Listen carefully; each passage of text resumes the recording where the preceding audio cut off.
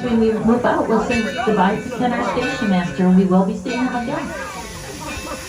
Over to our left is the Susquehanna Plantation that came from Tidewater, Maryland, built in 1854. This plantation was run by the Ferris family. It was 700 acres big back in the day. Slaves were the ones that worked the plantation, and tobacco was its cash crop.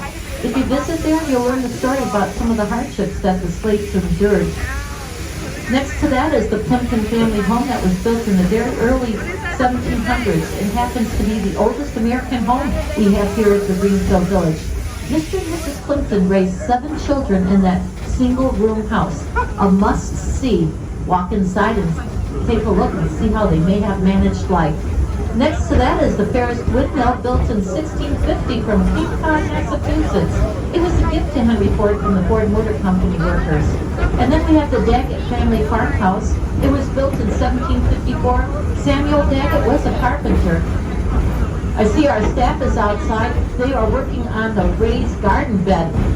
If you visit this home and then visit over at the Firestone farmhouse, you'll be seeing over 100 years of progress.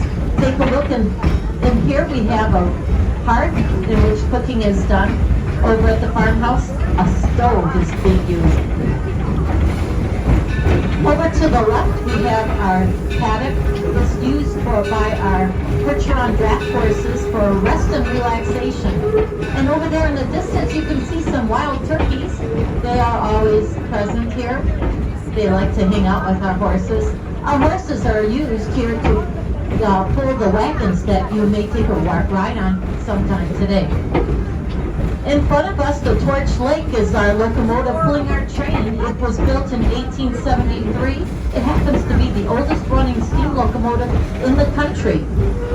We also will have the diesel electric that will be pulling our second train. There will be 2 trains beginning at around 11 o'clock. The diesel electric was donated from the United States Naval Ammunition Center in 1993. It's used as a switcher in terms of when we need to replace the Edison or the Torch Lake. The Edison was trained at a locomotive that Henry Ford purchased. It can be viewed over at the Roundhouse.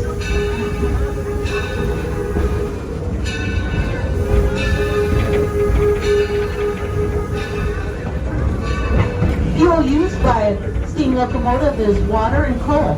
Coal is put into the firebox where it gets really hot and heated. When it gets so hot, it heats up the water that's in the boiler. When that water gets very hot, it's converted to steam, and steam is then moved into the pistons, and pistons are what move the wheels. And that's essentially how a steam locomotive works. We are now coming into our wildlife preserve area. Sit back and enjoy some of the sounds that a steam locomotive does make. And maybe you'll see some of our little animals that might come out.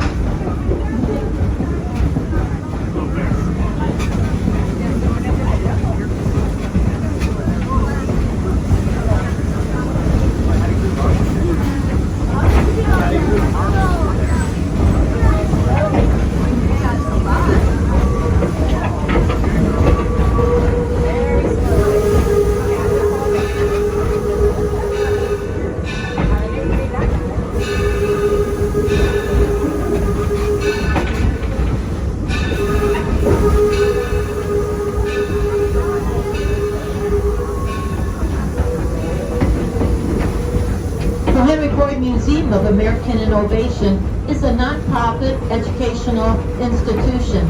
It does not obtain any funding from the Ford Motor Company or from the Ford Foundation. That what you saw right now is called a blowdown. The engineer does that occasionally throughout the day.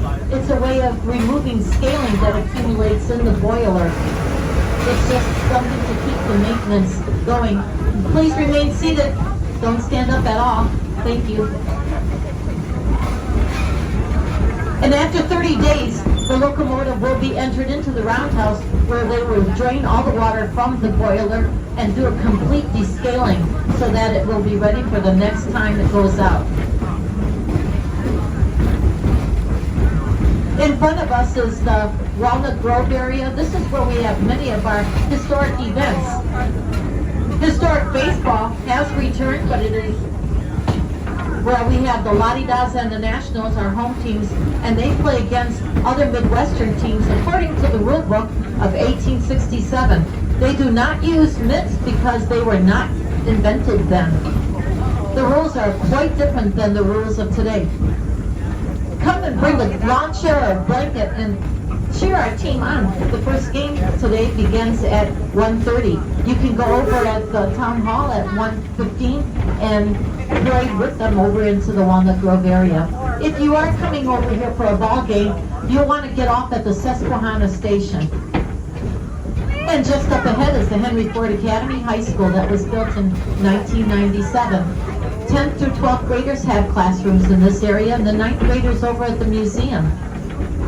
This program is a charter program specializing in the STEAM program: science, technology, engineering, art, and math. Henry Ford always believed that learning to do is by doing, and that's exactly what our students have an opportunity for. They take what they've learned in the classroom and they get to go into the museum and the village and see firsthand what they were learning. Our campus is quiet right now. They have recess for the summer. In front of us, these railroad cars were designed for classrooms, and they're reserved for our privileged seniors when they come into the program again in the fall. This past year, 525 students attended the Henry Ford Academy High School.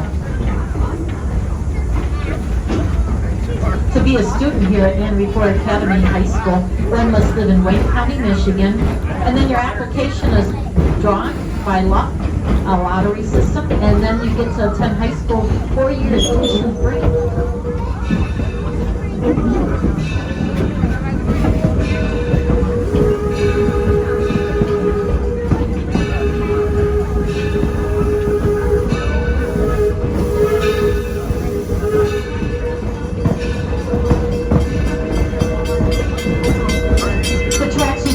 To the right are part of the Amtrak that come from Detroit. The next stop is Dearborn.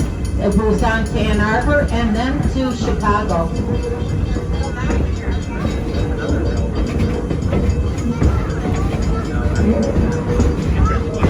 And just over to your left and up the hill is a continuation of Main Street. We have the Martha Mary Chapel that Henry Ford built in honor of his mother-in-law, Martha Bryant, and his mother, Mary Ford. Next to that is the Scotch Settlement Elementary School where young Henry Ford attended. It's a single-room classroom. And then we have the Logan County Courthouse from Pottsville, Illinois, built in 1840.